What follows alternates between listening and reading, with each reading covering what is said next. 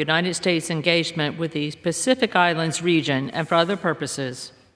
Pursuant to the rule, the gentlewoman from America Samoa, Mrs. Radwagon, and the gentlewoman from North Carolina, Ms. Manning, each will control 20 minutes. The chair recognizes the gentlewoman from America Samoa.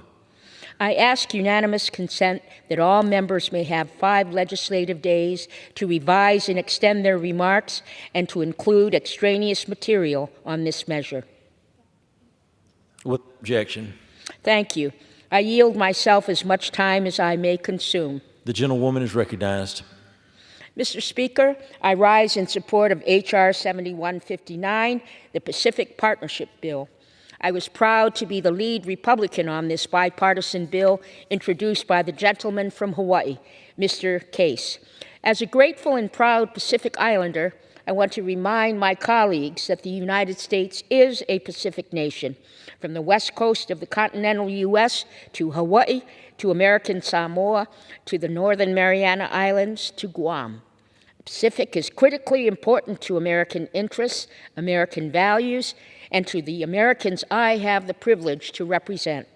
However, in recent years, the Chinese Communist Party has mounted an aggressive campaign to increase its influence among Pacific Island countries. The 2022 Security Pact between Beijing and the Solomon Islands was seen by many as an alarming wake-up call. The CCP is pressuring island nations to overturn their recognition of Taiwan, illegally fishing in their exclusive economic zones, and bribing local law enforcement to influence local elections. While Congress has done its job to extend the compacts of free association for another 20 years, those only focus on 3 Pacific Island countries.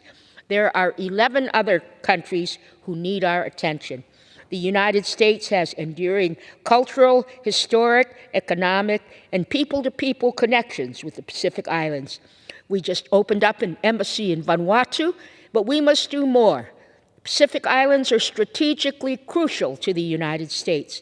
For that reason, the Pacific Partnership Act requires the State Department to submit to Congress a strategy for Pacific partnership that describes our goals for engaging with the Pacific Islands in the diplomatic, defense, and economic domains.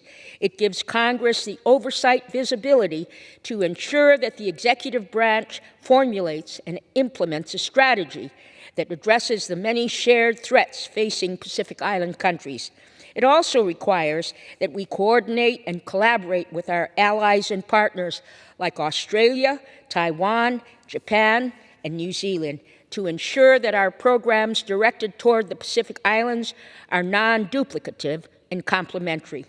The Pacific Partnership Act will help to better focus United States engagement with Pacific Island nations.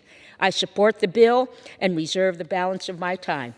The gentlewoman reserves. The gentlewoman from North Carolina is recognized. Mr. Speaker, I rise in strong support of H.R. 7159, the Pacific